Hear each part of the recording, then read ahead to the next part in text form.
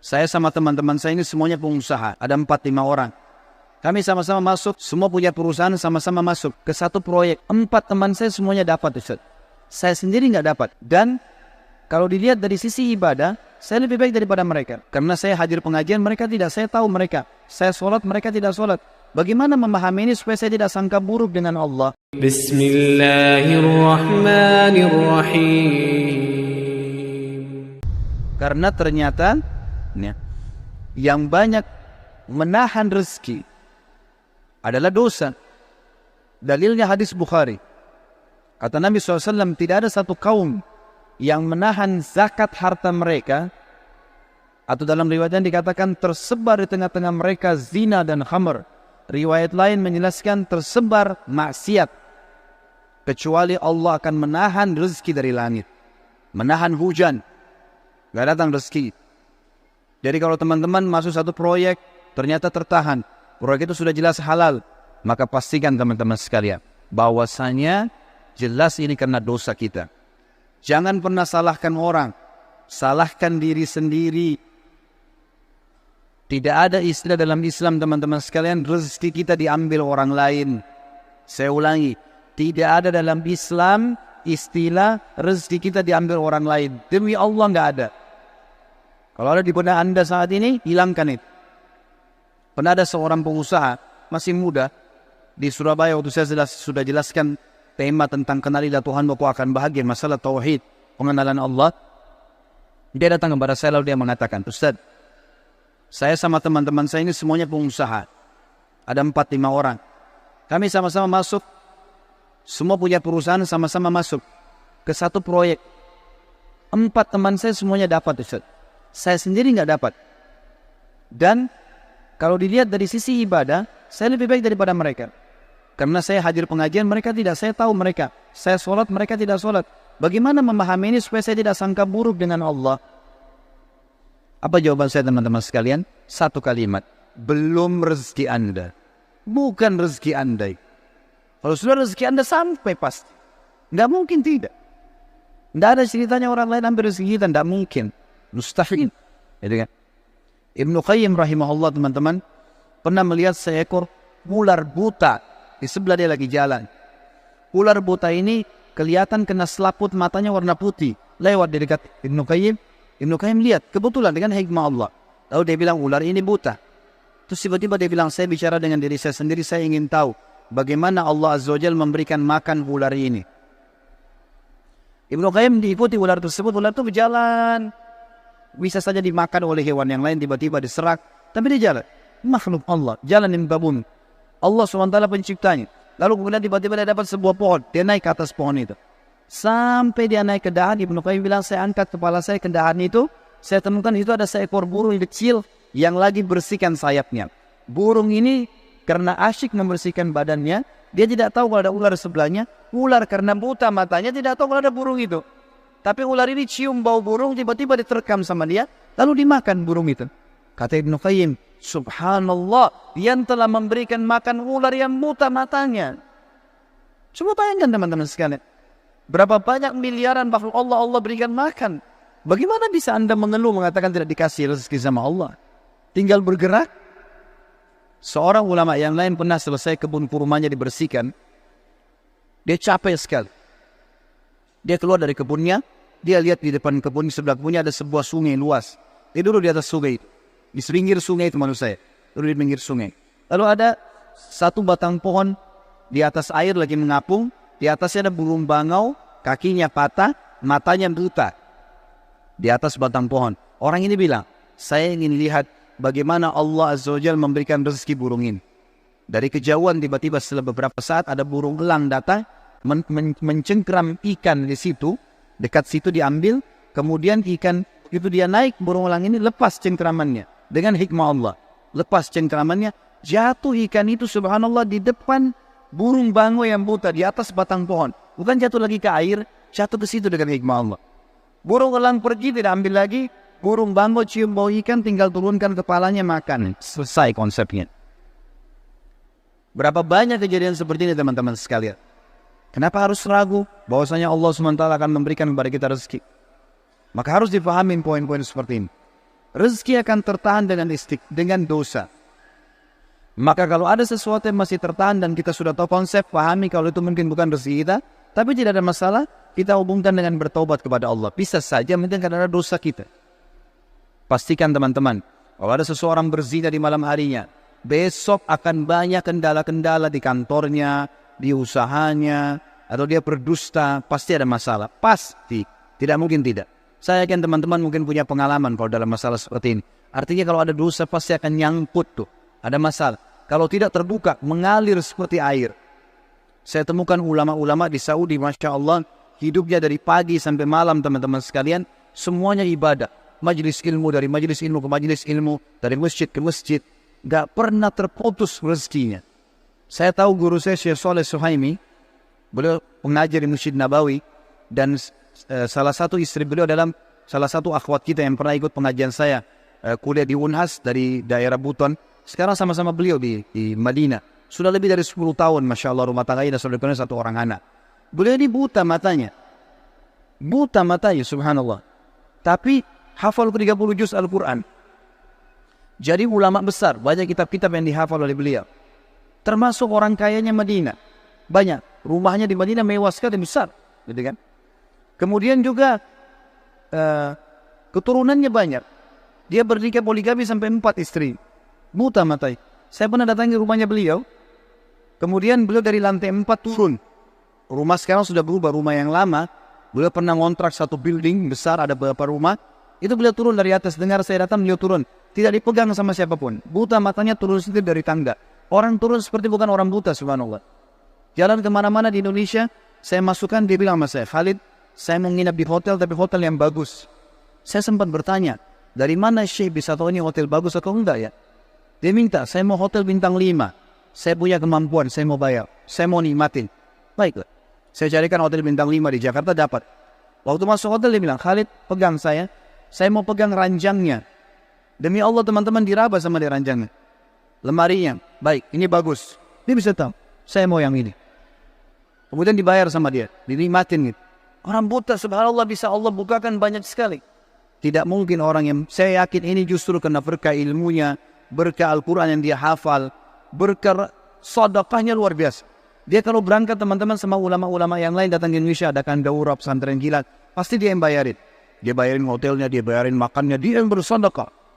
Dan saya lihat luar biasa rezeki Allah keluarkan gitu. Sampai saya untuk mau bayar kamar hotel dilarang sama dia. Sudah dibayar semua, Khalid. Bayar semua dari awal, sudah dibayar semuanya. Jadi saya melihat teman-teman sekalian, orang kalau justru jauh dari dosa-dosa, maka Allah Azza wa Jalla akan bukakan pintu rezeki. Imam-imam Masjid Haram dan banyak ulama-ulama yang lain, semuanya mereka mampu. Allah bukakan. Jadi jangan salah paham teman-teman sekalian. Orang-orang kafir yang sedang antum lihat, dan anda lihat terbuka rezekinya, jangan salah paham. Tidak ada di antara mereka yang murni lepas dari hutang. Coba telusurin deh. Mobilnya mewah, tapi hutang semuanya. Usahanya banyak, tapi hutang semuanya. Berkah dari mana ini? Bukankah pada saat meninggal kemudian disita oleh bank-bank, akhirnya terbengkalai keluarganya? Dan seterusnya. Banyak hal teman-teman sekalian. Oleh karena itu dekatkan diri dengan Allah. Perbanyak istighfar. Bertobat kepada Allah subhanahu wa ta'ala. Maka Allah akan bukakan. Jadi dosa itu seperti teman-teman penyumbat ya. Di saluran air ada penyumbatnya. Kalau kita istighfar, kita sedang menarik sumbatan itu. Airnya jadi lancar nanti. Hasan Basri pernah didatangi oleh 3 orang. Hasan Basri seorang ulama tabi'in yang tadi juga saya sudah sebutkan kisahnya di awal pertemuan kita. Beliau pernah kedatangan 3 orang. 3 orang ini minta nasihat. Karena selalu dia nasihatin orang. Hasan Basri terkenal kalau bicara teman-teman surga, neraka, kematian. Nasihatnya selalu berkisar di situ. Jadi orang merasa imannya bertambah. Ringkas cerita, datang 3 orang ke rumahnya, yang satu mengatakan, wahai imam, saya sudah lama menikah tidak punya anak. Saya sama istri saya, dibawa istrinya sama dia, sudah lama berobat, sudah 10 tahun menikah nggak punya anak. Dan sudah berobat sana sini sama tabib tidak sembuh-sembuh. Apa saran anda? Sudah ikhtiar. Kata Hasan Basri, perbanyak istighfar. Bukan baca ya, perbanyak istighfar. Orang ini pergi. Kemudian masuk orang kedua. Hai imam, saya sudah lama sakit. Di perut saya ada penyakit. Sakit, kalau sakit itu luar biasa. Sudah berobat sana sini nggak pernah sembuh. Sudah ikhtiar. Apa saran anda? Kata Hasan Basri, perbanyak istighfar. Lalu yang ketiga mengatakan, masuk orang yang ketiga, wahai imam, saya sudah lama bekerja keras, tidak pernah kaya seperti fulan. Ditunjuk orang kaya di kampung itu. Maka saran anda apa? Dia bilang perbanyak istighfar. Perbanyak istighfar. Maka pada saat itu teman-teman sekalian, waktu sudah pulang semua, istri Hasan Basri tanya, kenapa tadi 3 orang ini pulang semua? Ada beberapa athar menyebutkan murid-muridnya yang bertanya, gitu kan? Kenapa anda cuma mengatakan istighfar? Kenapa anda tidak pandu mereka? Mungkin yang satu butuh modal, yang satu butuh tabib, dokter, satu butuh obat mungkin. Kata dia, tidakkah kalian sudah dengar kalau mereka sudah ikhtiar, tinggal ada penghambatnya nih, dan penghambatnya adalah dosa-dosa mereka. Dan Allah sudah berfirman dalam surah Nuh, surah nomor 71 ayat 10-12. A'udzubillahi minasyaitonirrajim. Nabi Nuh berkata kepada kaumnya, "Faqultu astaghfiru rabbakum innahu kana ghaffara." Aku berkata kepada mereka, Nabi Nuh berkata kepada kaumnya, istighfarlah kalian, mohon ampunlah pada Tuhan kalian, karena Dia Maha Pengampun. Dia suka kalau kalian tobat tuh. Ayat 10, ayat 11-nya, yursilis sama alaikum midrara. Mereka atau pasti Allah akan turunkan dari langit hujan yang lebat. Dan kita tahu hujan adalah sumber kehidupan manusia. Makna ya terletnya, makna tadaburnya adalah, makna tafsirnya, Dia akan turunkan dari langit rezeki-rezeki yang midrar. Midrar itu bertubi-tubi. Ayat 12-nya, wa yumditkum bi amwalin wa banin wa yaj'al lakum jannatin wa yaj'al lakum anhara. Dan pasti Dia akan memperbanyak buat kalian. Yumdit, mat, ini artinya mendobelkan, melipat gandakan. Dan pasti Dia akan melipat gandakan, menambahkan buat kalian keturunan, harta-harta, amwal, dan keturunan. Serta Dia akan melebatkan kebun-kebun kalian dan akan memperbanyak sungai-sungai kalian, sumber air kalian. Imam Ahmad rahimahullah pernah didatangi teman-teman sekalian oleh seseorang. Maaf, Imam Ahmad pernah di akhir hidupnya, ini kalau teman-teman yang pernah dengar kisahnya, maaf saya ulangi, karena memang berhubungan dengan poin ini. Pernah Imam Ahmad rahimahullah di akhir hidupnya dia tidak tahu kenapa dia harus mendatangi sebuah tempat. Lalu kemudian dia pergi ke sana. Setelah dia tiba di kota itu, tiba waktu maghrib, dia masuk ke sebuah masjid, lalu dia sholat maghrib. Habis maghrib beliau duduk rahimahullah dengan membaca Al-Quran. Imam Ahmad ini kalau nggak salah meninggal tahun 240-an. Tahu dari 4 imam madhab ya. Imam Ahmad rahimahullah masuk ke masjid, kemudian beliau duduk sholat. Maghrib duduk mengaji, sampai isya beliau sholat isya berjamaah. Karena tidak tahu kenapa datang ke kota itu, lalu kemudian beliau ingin istirahat. Habis sholat ba'diyah isya, orang-orang semua pada bubar, Imam Ahmad ke sudut masjid, lalu dia baring. Marbot masjidnya datang, tanya, wahai imam, wahai syekh. Syekh ini dalam bahasa Arab bisa berarti orang tua, orang kaya, atau orang pintar. Ya, bisa 3 artinya. Kebetulan Imam Ahmad dipanggil syekh di sini maksudnya adalah orang tua. Hai syekh, hai orang tua gitu. Ya. Kenapa anda di sini? Kata Imam Ahmad, saya mau istirahat, saya mau musafir, nggak ada kenalan. Kata dia, tidak bisa di masjid. Anda harus keluar dari masjid. Lalu kemudian disuruh keluar. Kata Imam Ahmad, saya didorong-dorong dari masjid, keluar dari masjid. Begitu keluar dari masjid, marbot masjid, kunci masjid, kemudian Imam Ahmad lihat dia sudah pergi, Imam Ahmad baring di teras masjid. Marbotnya kembali lagi. Lalu mengatakan, wahai syekh, ngapain di sini? Dia bilang seperti saya bilang, saya musafir, saya butuh istirahat. Ya. Kata marbotnya, nggak bisa. Ini masjid, peraturan nggak boleh duduk di sini. Lalu kemudian didorong-dorong Imam Ahmad sampai di jalanan. Di sebelah masjid ada satu orang penjual roti. Penjual roti ini lihat kejadian tersebut, lalu dia mengatakan, hai syekh, dipanggil Imam Ahmad, orang tua gitu ya, kesinilah, ada tempat saya. Datanglah dia, Imam Ahmad, lalu Imam Ahmad berkata, orang itu berkata, ini tempat saya usaha jual roti. Di belakang saya jual roti ini ada kamar saya biasa istirahat. Rumah saya tidak jauh dari sini, Anda boleh istirahat. Besok pagi Anda boleh pergi. Dia bilang baik, jazakallah khair. Imam Ahmad duduk. Imam Ahmad ini karena zaman dulu nggak ada foto, orang nggak tahu wajahnya, orang cuma kenal nama. Nggak kita sekarang bisa lihat fotonya, bisa tahu orangnya gitu. Imam Ahmad bilang, ada satu kegiatan orang ini yang unik. Setiap kali orang ini pecahin telur, ambil gandum, ya, tepung, kemudian taruh garam, diaduk, selalu astagfirullah wa atubu ilaih, astagfirullah wa atubu ilaih, terus astagfirullah wa atubu ilaih, terus dia mengucapkan itu. Maka yang terjadi adalah Imam Ahmad bertanya, berapa lama kau amalkan ini? Sudah berapa lama kau amalkan? Kebetulan Imam Ahmad ini di akhir hidupnya, ya, sudah sangat tua. Orang ini juga seumur Imam Ahmad. Dia bilang, sudah lama, dari saya masih muda. Kata Imam Ahmad, apa hasilnya istighfarmu ini? Dia bilang, semua yang saya minta sama Allah dikabulkan. Apa saja. Belum pernah saya minta sama Allah nggak dikabulkan. Tinggal satu yang sudah bertahun-tahun saya minta belum Allah kasih. Kata Imam Ahmad, apa itu? Dia bilang, saya minta agar dipertemukan dengan Imam Ahmad. Maka Imam Ahmad bertakbir mengatakan, Allahu Akbar. Karena istighfarmu inilah, ya, Allah subhanahu wa ta'ala mengutus saya datang ke kotamu dan saya tidak tahu kenapa saya datang. Karena istighfarmu lah, marbot masjid melarang saya tidur di masjid dan saya didorong-dorong. Istighfarmu lah yang membuat kau menawarkan saya untuk datang dan nginap di tempatmu. Saya Ahmad bin Hanbal. Allah Azza wa Jal datangkan Imam Ahmad ke rumahnya karena istighfarnya. Ini luar biasa. Kisah seorang ibu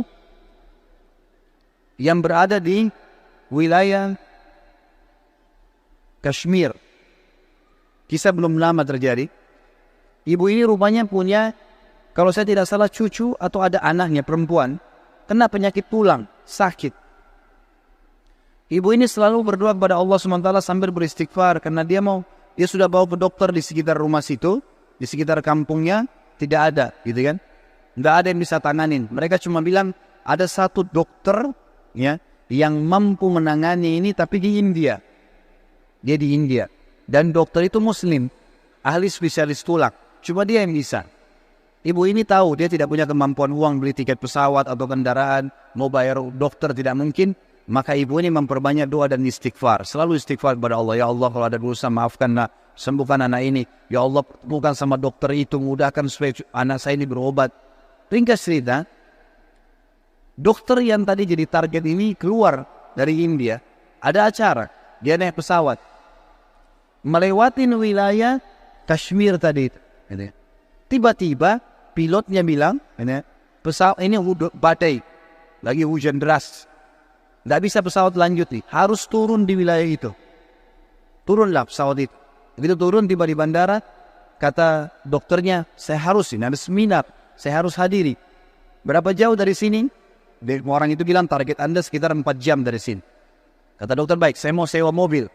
Ya, masih bisa keburu, gitu kan, masih sekitar 6-5 jam lagi acaranya, 5-6 jam lagi. Begitu dia sewa mobil, jalan sedikit dari bandara, ternyata ya, hujan makin keras. Kata supirnya, nggak bisa kita jalan. Kalau jalan ini paksa ini bisa kita dihancurin oleh badai. Kata dokternya, baiklah kita istirahat. Mampir di pinggir, mampir ke sebuah rumah. Rumah itu rumah tua, rumah kayu. Lalu tabibnya ini, dokter ini naik ke rumah itu, berteduh, ketuk-ketuk, ucapin salam, dijawab waalaikumsalam, keluarlah seorang ibu. Lalu kemudian dokter ini bilang, maaf, kami ini musafir, hujan lebat, bisa berteduh di sini? Kata ibunya, silahkan. Lalu ibunya itu mengambilkan minuman, dihidangkan minuman. Waktu sementara duduk di ruang tamu, anak perempuan si ibu ini lagi nangis-nangis kesakitan tulangnya. Ini ibu yang tadi sakit tulang. Ini dokter yang jadi target. Sampai di rumahnya. Lalu kemudian dia berkata, tabib ini, kenapa ya anaknya ibu? Dia bilang sakit tulang. Kenapa kok sakit? Kenapa nggak dibawa ke dokter? Sudah. Tapi kata dokter semua tidak bisa sembuh. Dan dokter yang bisa tangani cuma seorang dokter di India namanya Fulan. Disebutkan namanya dokter ini. Dokternya tiba-tiba nangis lalu berkata, segala puji bagi Allah subhanallah yang telah mendatangkan saya ke rumah ibu. Saya ini dokter yang ibu sedang targetkan. Allah datangkan dokter itu ke rumahnya justru karena istighfar. Karena doanya kepada Allah SWT. Tidak pakai biaya, malah dokter itu biayai gratis dan datang ke rumahnya. Seperti itu, dan banyak ribuan kisah begini teman-teman sekalian yang berhubungan dengan istighfar.